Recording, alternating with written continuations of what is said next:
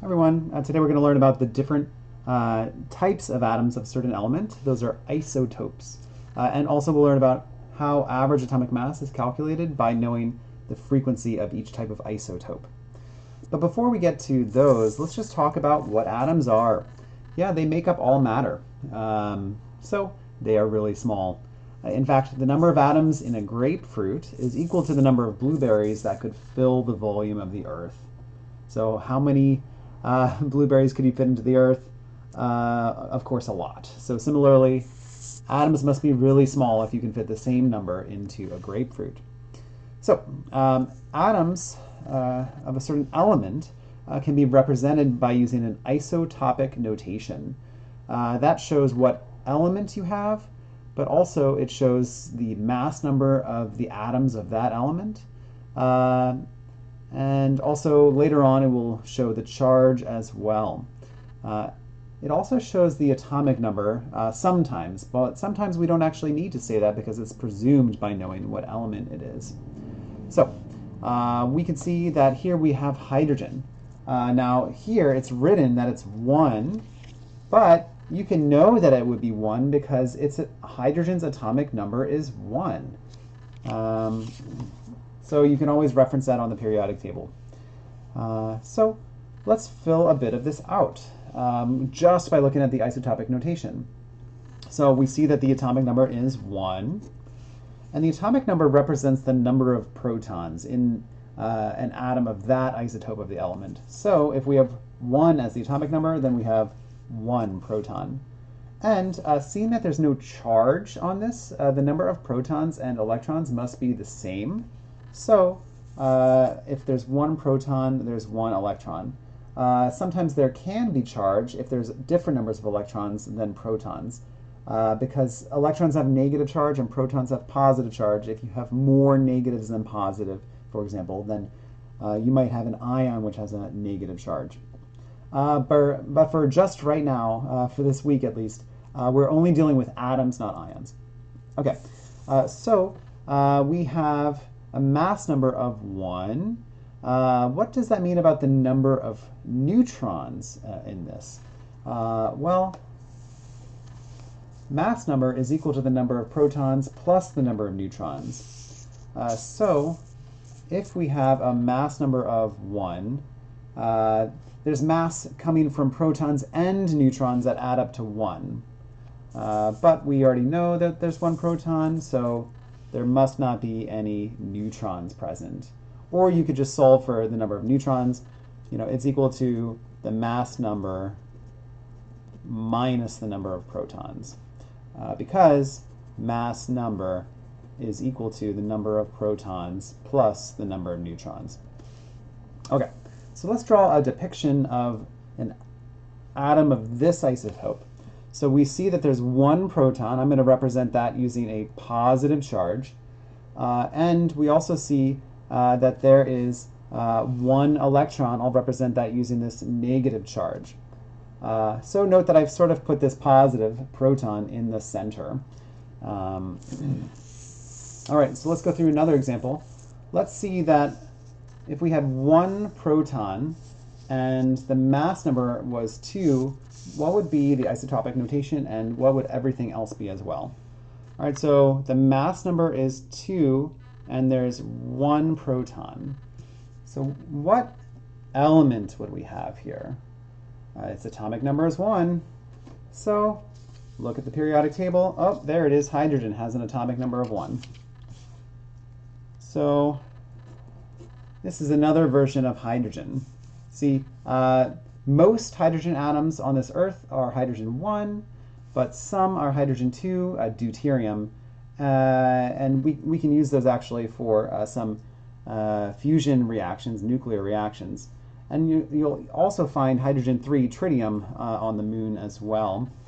But yeah, so here we have hydrogen 2. So let's fill in the rest.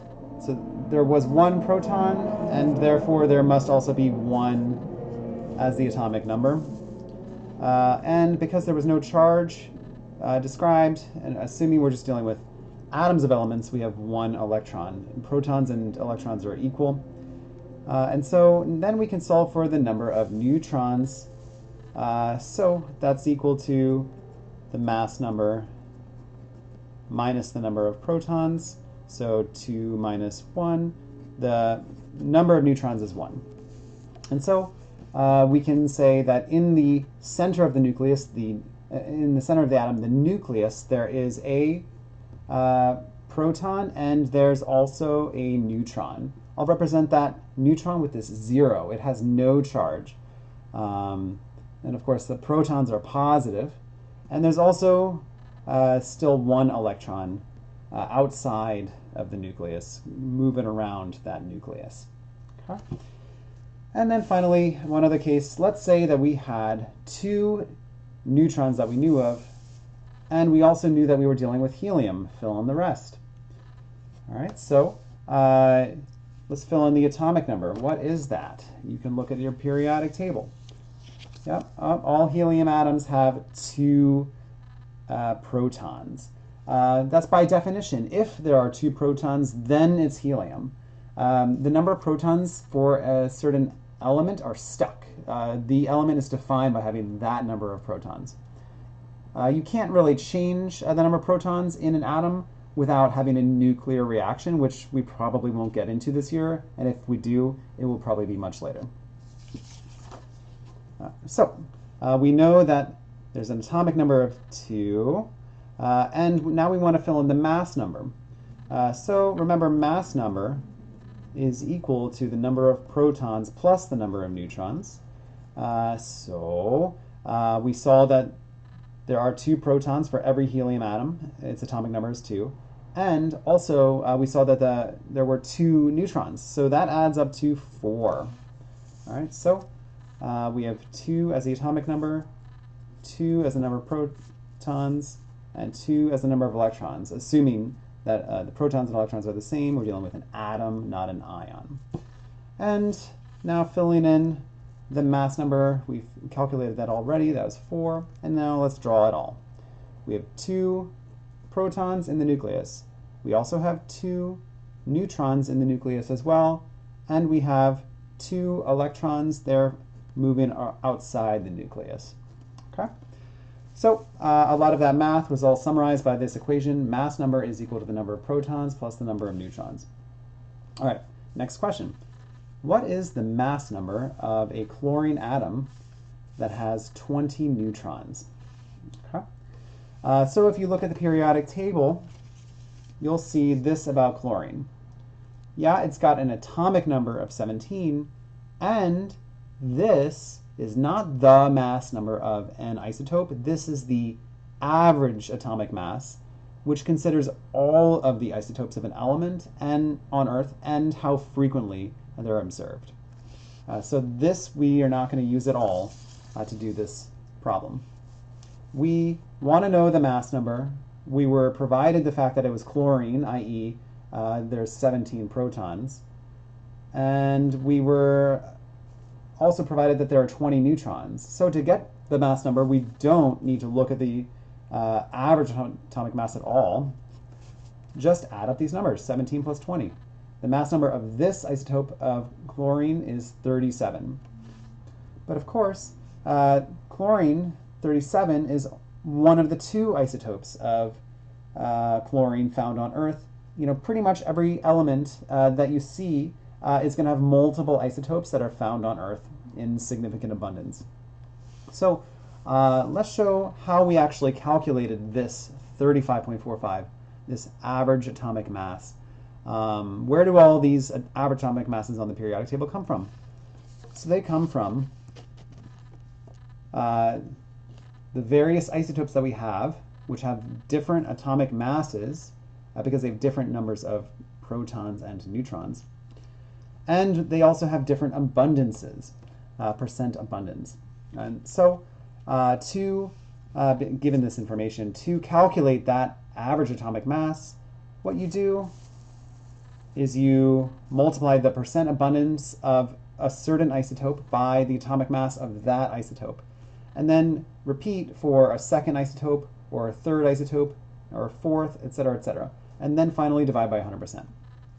So to get the average atomic mass of chlorine, multiply the percent abundance of chlorine 35 by the atomic mass of chlorine 35 isotopes, that times that, plus the percent abundance of chlorine 37 by the atomic mass of chlorine 37, and then finally add those up and then divide by 100%. And so that would give you 35.45. All right, so it's interesting that there are two isotopes of chlorine, chlorine 35 and chlorine 37. So why does our average atomic mass end up closer to 35 than 37? Isn't this just an average? Well, no, this is actually a weighted average. It accounts for how frequently certain isotopes are observed. If certain isotopes are barely observed, as in tritium is less than 0.001% of all hydrogen isotopes on Earth, if a certain isotope is barely observed, then it shouldn't really account for the average atomic mass that we consider as we decide how much of a certain reactant to use, for example.